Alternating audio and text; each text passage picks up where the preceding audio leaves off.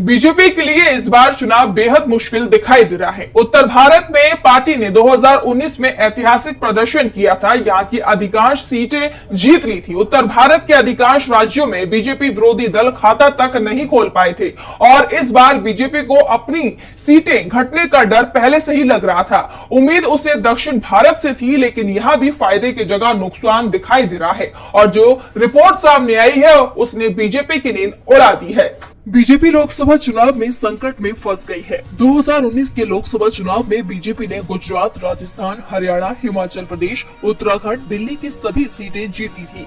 मध्य प्रदेश और बिहार में एक एक सीट हारी थी। लेकिन इस बार बीजेपी उत्तर भारत में तो सीट गंवाएगी ही, दक्षिण भारत के राज्यों में भी उसकी सीटें नहीं बढ़ेंगी। 2019 में दक्षिण भारत की 132 सीटों में से बीजेपी को 29 सीटों पर जीत मिली थी, लेकिन इस बार उसके लिए खाता खोलना भी मुश्किल दिखाई दे रहा है। केरल, तमिलनाडु, आंध्र प्रदेश में पार्टी पिछली बार की तरह शून्य पर सिमटती दिख रही है। वो इस बार तेलंगाना में भी शून्य हो सकती है, जबकि कर्नाटक में जहां पिछली बार उसे राज्य की 28 में से 25 सीटों पर जीत मिली थी, वहां पार्टी आधा दर्जन सीट भी जीतती नहीं दिख रही है। यानी दक्षिण भारत में इस बार बीजेपी साफ होती दिखाई दे रही है, तो उत्तर भारत में भी हालात बेहद ज्यादा मुश्किल भरे दिखाई दे रहे हैं। गुजरात में 1 दर्जन से ज्यादा सीटों पर बगावत के हालात है। राजस्थान की तस्वीर भी बेहद ही डराने वाली है।